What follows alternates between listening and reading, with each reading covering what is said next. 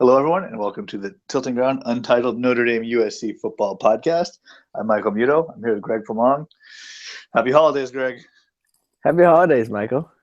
Did you get your Christmas lights put up? As a matter of fact, I did. I did yesterday. I was listening to last week's podcast, and I didn't want the listeners to be left hanging. Yes, I definitely did. Okay. I put up the lights. And the other thing we were talking about last week on the podcast was what bowl game will USC play in? So we had the Pac-12 title game, and Washington dismantled Colorado. They did. Which was great for USC because the new college football playoff rankings came out. And what did USC end up? Number 9? And they get to play in the Rose Bowl. I think they ended up 8. Oh. I think it was 8. I could be wrong. Even better. But they get to play in the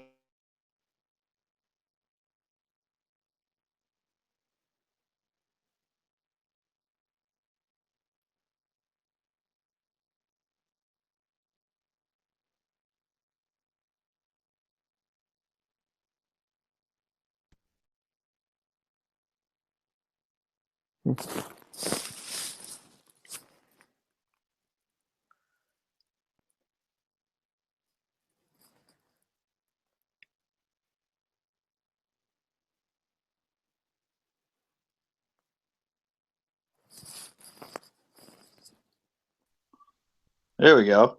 Hey. I disconnected myself somehow. Yeah, that was weird. That was very weird. Of all the things that have happened, that's never happened before. You went to muted. And then, I don't know how I did that. Good for me. All right, let's start over. Okay.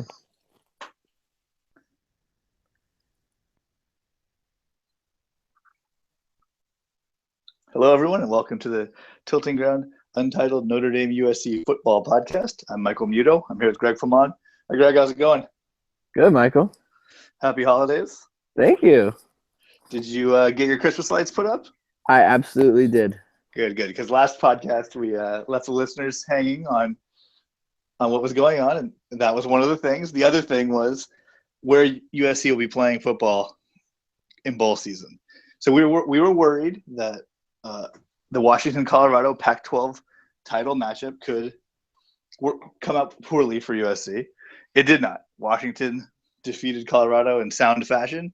Washington will be playing in the college football playoffs, and the Trojans will be playing in the Rose Bowl. Yes, sir. And they'll be playing the Penn State Nittany Lions. You know what? Like I was kind of poo-pooed on Penn State like all season, but I watched a good bit of that Big Ten title game, and they look like, they look decent. I feel like it'll be a good game. I'm actually excited. These are the two hottest teams in college football, right? It's true, yeah. So, yeah, to be a hot team, though, that does mean you get to start poorly, which both these teams did. But things are going good now for the Nittany Lions and the Trojans. The last time this game's happened before, the Trojans won. So they have a good Rose Bowl history against the Nittany Lions, but we'll get into all that much later down the road. I saw a fantastic tweet today. Oh, tell me. It was one of the guys on the committee, and he was talking about USC, and he said, if it wasn't for the 3 early season losses, then we would have been in serious consideration for USC as a semifinal team.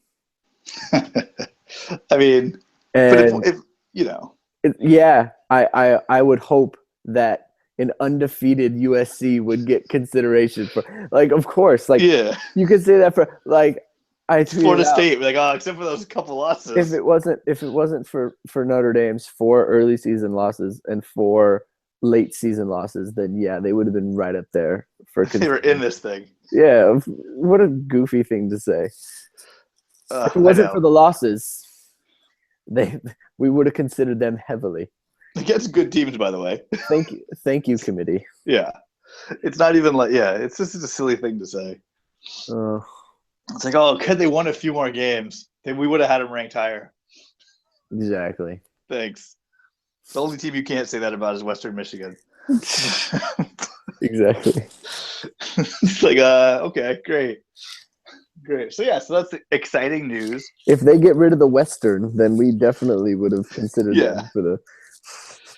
Exactly. So Colorado got beat pretty good, which I think enabled USC to jump them because I'm looking at it right now. USC's 9, Colorado's 10. Yeah, they might have jumped them anyway, just because USC beat Colorado. True, and USC is the brand name, as they kept saying on the college football selection show. They kept talking about brands. Oh, I was dying. Like, are we really doing this? Hey. If Penn State was a bigger brand, maybe they could have jumped them. Get out of here. Talking about brands for college football. These people, they have to be on TV and they have to say something. So they just say stuff. That's true. They had, let's see, the announcement came out at 9:30, and then they had 2 hours before they talked about the rest of the bowl games. Yeah, like what are they gonna, they got to fill time. Like, it's ridiculous. I was thinking about it. This is the one year in my life that I've actually paid any attention to political coverage. And like, so on like CNN and MSNBC and stuff. And I used to get like kind of upset by the ridiculousness that the people would say on these shows.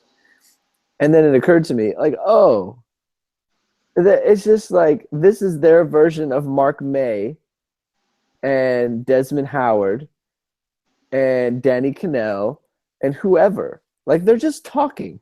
Like, these aren't people that I need to really be paying attention to. So, you know, when you get like Todd McShay or like all these other yahoos, it's like they're just saying stuff. I had this very same conversation with someone this morning when the selection show was on. It's like, oh yeah, they're just saying things.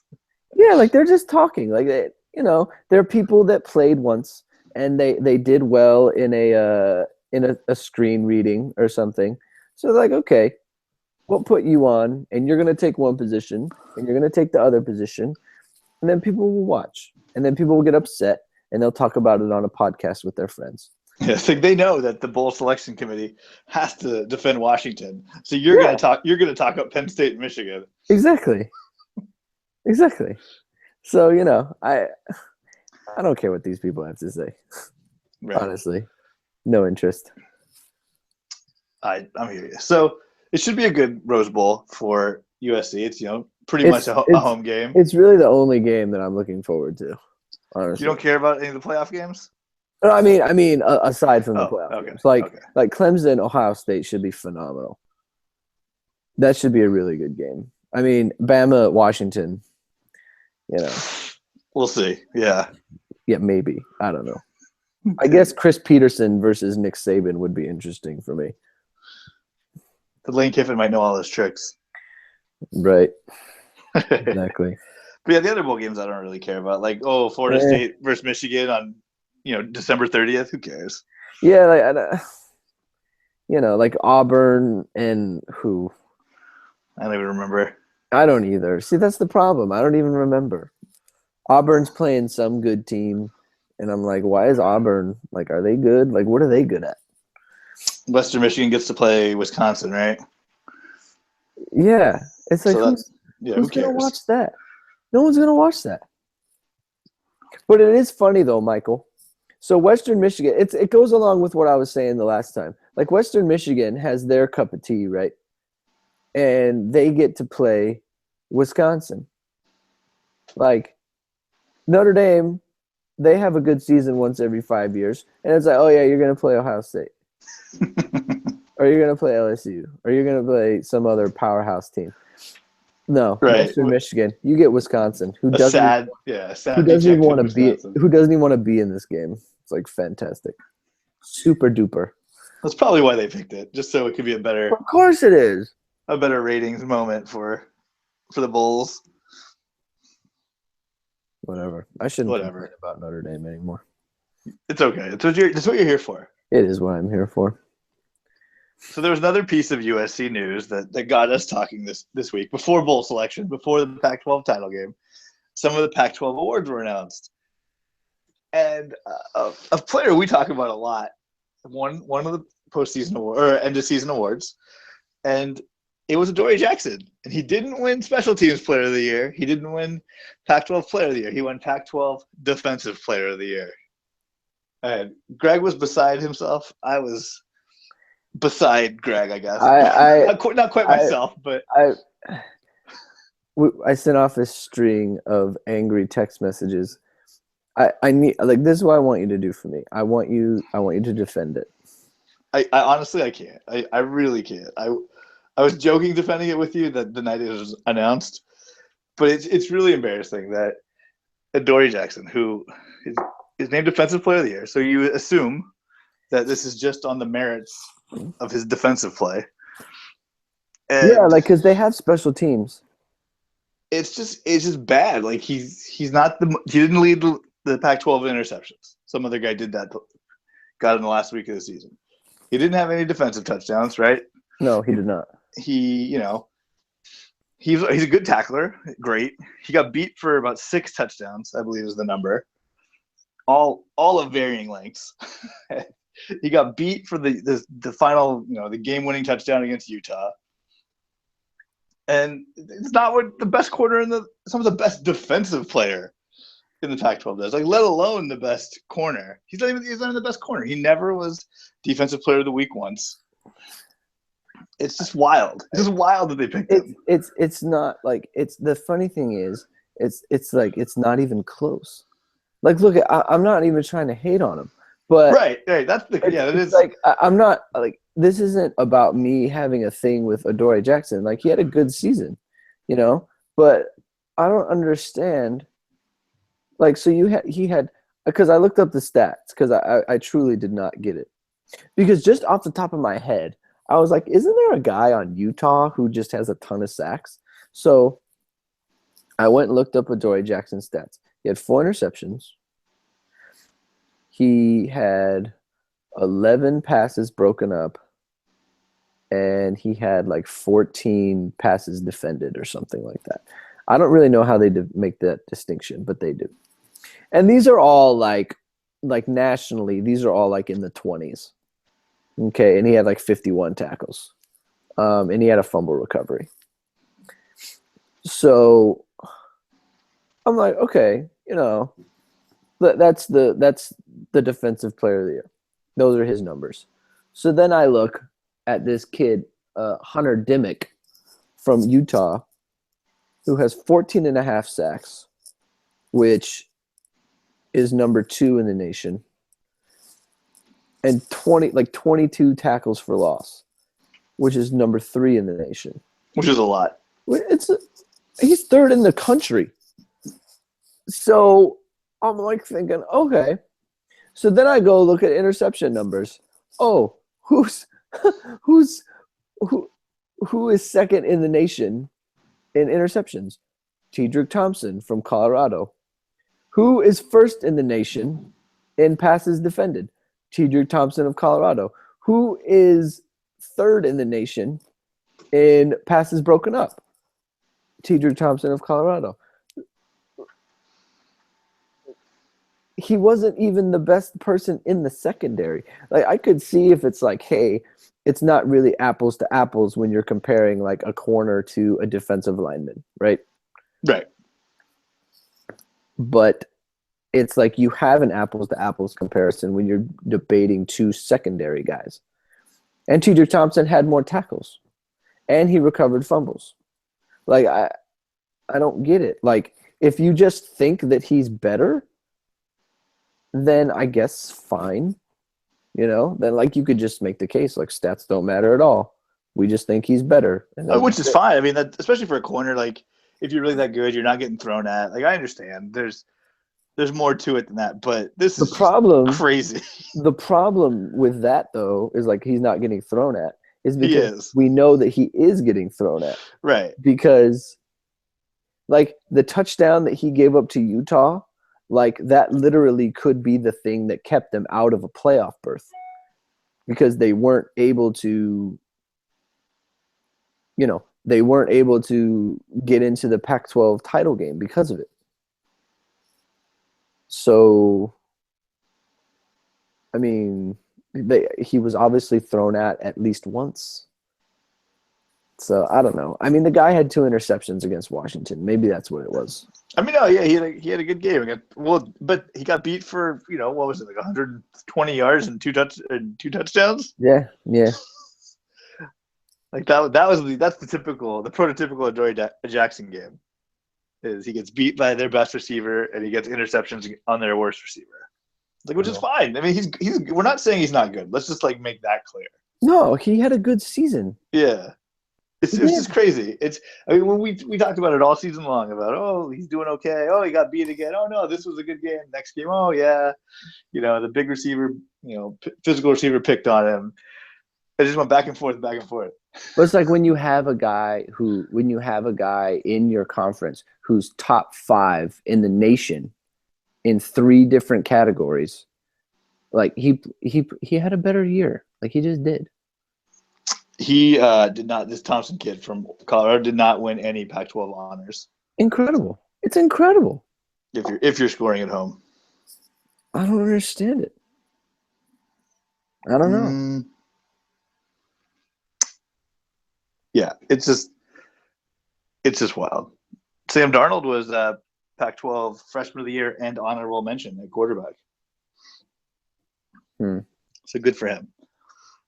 And both USC tackles were they first team?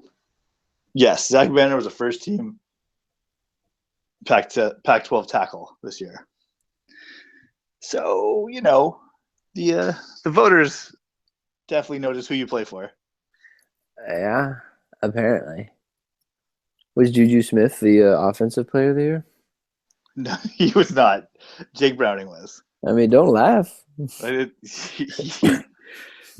He was. I believe he was first team wide receiver, though. That's probably a little ridiculous. If we actually looked at the stats. Oh no, he was second team. Okay. Because it was the kid from Washington State and John Ross from Washington. I was gonna say, if John Ross didn't win, then why even have awards? So, okay. You know what? This list I'm looking at doesn't have the second teams, so maybe that kid from Colorado did get something. He didn't even get first team? No, he definitely didn't get first team. Oh my goodness, that's insane. I just can't. The kid has 7 interceptions. He's leading the country in freaking 3 different categories. He can't get a first team. It was the first team, since everyone's probably curious now, the first team all Pac-12 defensive backs were Budda Baker from Washington, Adoree Jackson from USC, Sidney Jones from Washington, and Shalman Luani from Washington State. I don't know who that last one is. I'm not going to lie. Oh, man. I really wish I had looked that up, because I'm gonna have to look up some stats now and get upset.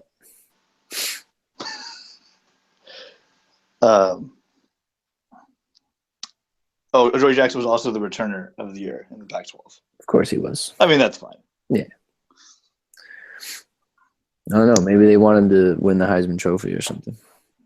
Oh, can we? So there's a hashtag going around the USC world. I believe it's like, why not? And then it's like Adoree Jackson stuff. It's like, come on, I just can't get over it. Like this, I feel like we're picking on him because I like Adoree Jackson. He's fun to watch. And it's just he's not a Heisman finalist. I mean, really, what happened is he had 3 touchdowns against Notre Dame, and they were really fun. And so it's like, hey, he scored 3 touchdowns in a game. Why not? I mean, that's what it is. Where was he against Utah, man?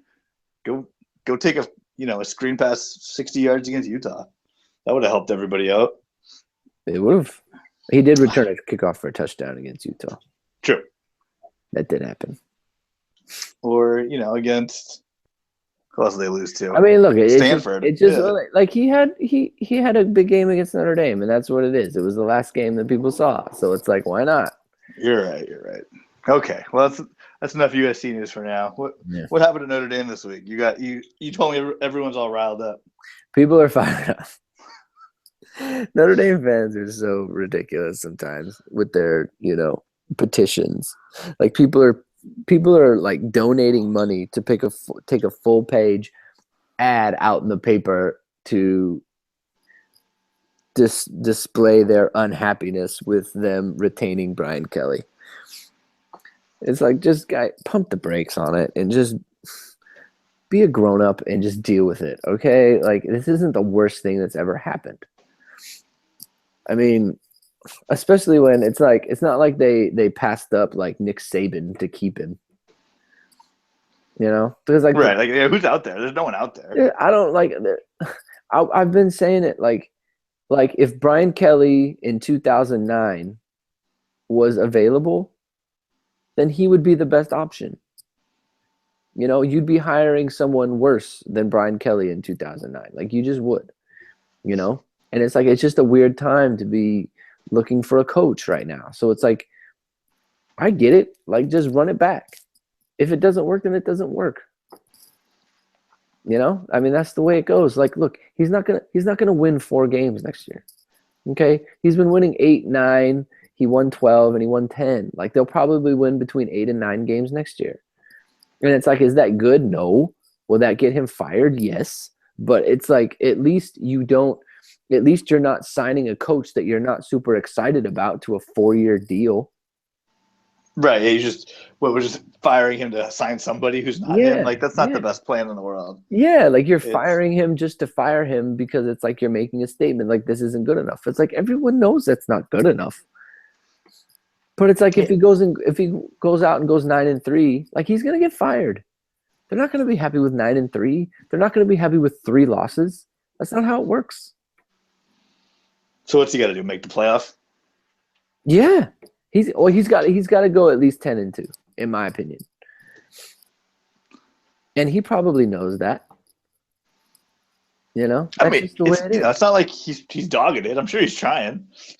He's doing the best he can. Right. I hope. And I think that Notre Dame will have a full year to, like, put feelers out and be like, hey, if we're looking for a coach next year, we're like, where are you at? Yeah, they have time. Yeah, you can get someone you're actually excited about. You can look at some deeper candidates, like, oh, maybe what about this coordinator? What about, you can do your due diligence on everybody, right? And it's as opposed to just kind of like, oh, let's get rid of Brian Kelly. Yeah, like, and look, I'm not excited about it. Like, I'm not excited about the guy. Like, I think he's gonna fail. I do. But they're keeping him, and there are reasons to think that he might be okay. There are reasons to think that they could have a good season next year. They could. I don't think they could. Will. They could. Well, if just to tease it a little bit on what's coming next, there is a portion in the next half of this podcast where Greg and someone talk about how Brian Kelly does with new quarterbacks, and it's kind of positive. No, we're bringing on a professional, guys. All right, we're not messing around. We're bringing in someone. Should we just say who it is, or do you want? We should. Let's get right to it. We got Michael in his hard work and his dedication to this podcast. Reached out to Brian Driscoll of Blue and Gold Illustrated. He is there. He doesn't want me to call him the expert football analyst, but he sounds like an expert to me. But they got a lot of guys who do a lot of good work over there. He does a lot of great stuff, and he's our favorite. He really understands the game. He was a former player. He was a former coach. He coached quarterbacks, receivers. He was offensive coordinator at the Division III level. Like, he knows his stuff. I get a good 40 minutes from him about what's going on with the program and what Notre Dame can do to get back, no matter who the coach is. It's going to be Brian Kelly, but I think we both have our opinion on Brian Kelly.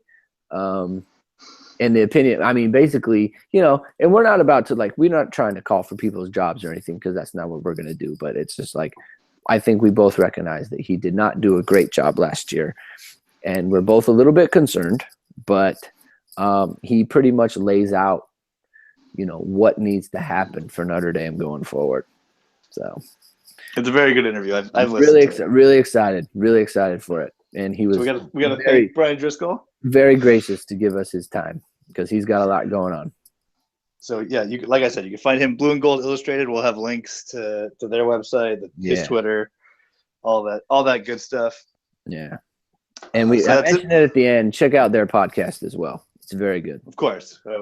A rising tide lifts all boats. That's how I feel about this stuff. Boom. So check them out. That's it for us. We will be back next week, I assume. There's a big gap between now and January 2nd. So I think we'll be able to get enough show for those 3 weeks before the Rose Bowl. Oh, yeah. We'll try to think of something, but yes. So we'll be back next week. Enjoy the Brian Driscoll interview. Follow us on iTunes. Follow us on Twitter, wherever you can find us. I'm Michael Muto on Twitter. Greg, what's your Twitter? At Greg2126. And enjoy the Brian Driscoll interview. Fight on. Go Irish.